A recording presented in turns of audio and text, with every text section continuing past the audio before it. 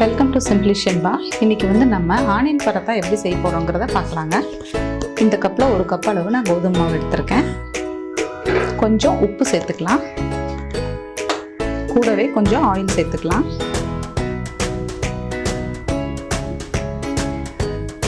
நான் கடலெண்ணெய் எடுத்திருக்கேங்க. நல்லா கலந்து விட்டுட்டு கொஞ்சம் வார்ம் வாட்டர் எடுத்துக்கோங்க பெனையை.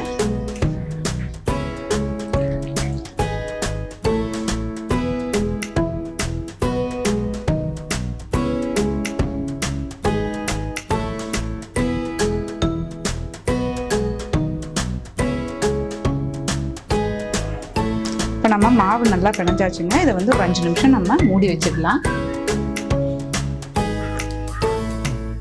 இப்போ பார்த்தீங்கன்னா அடுப்பில் ஒரு கடாய் வச்சுருக்கேன். சூடானது நம்ம கொஞ்சம் எண்ணெய் சேர்த்துக்கலாம்.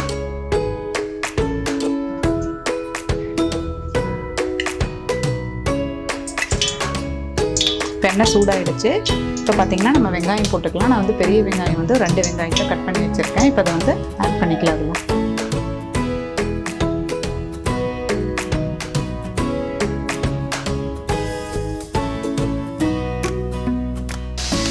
இப்போ அந்த வெங்காயத்து கூடயே இஞ்சி பூண்டு விழுது இந்த 1 ஸ்பூன் அளவு எடுத்திருக்கேன்.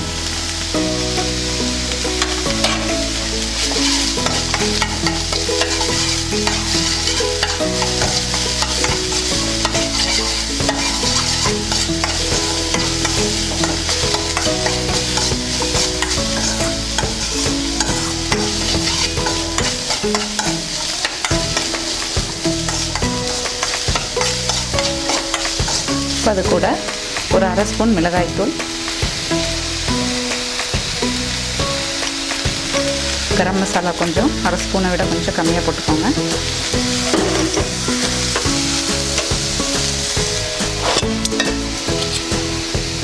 ஒரு 1/2 ஸ்பூன் மல்லித்தூள், மஞ்சத்தூள் கொஞ்சம்.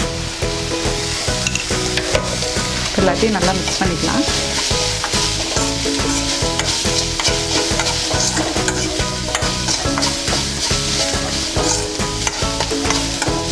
இப்போ இது கூடயே நம்ம லைட்டாக உப்பும் ஆட் பண்ணிக்கலாம்.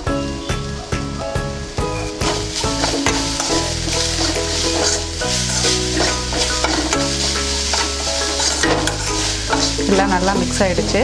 வெங்காயமும் நல்லா வதங்கிடுச்சு. இனி நம்ம அடுப்பை ஆஃப் பண்ணிவிட்டு இதை கொஞ்சம் சூடாக ஆற விடலாம்.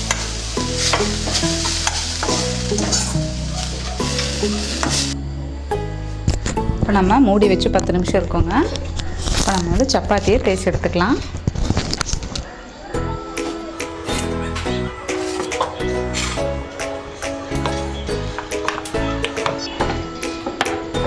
இப்போ நம்ம லைட்டாக தேய்ச்சிட்டு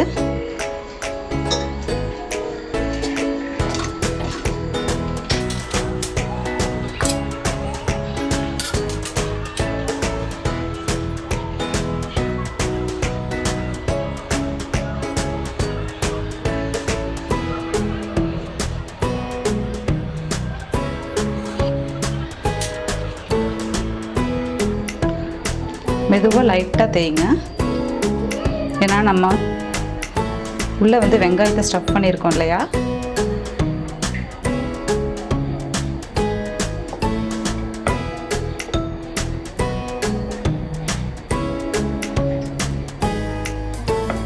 அவ்வளோதாங்க. இந்த அளவுக்கு நம்ம தேய்ச்சோன்னாலே போதும். இதை நம்ம சப்பாத்தி கல்லில் போட்டு எடுத்துக்கலாம். இப்போ இதே மாதிரி நம்ம எல்லாத்தையும் தேய்ச்சி எடுத்துக்கலாம்.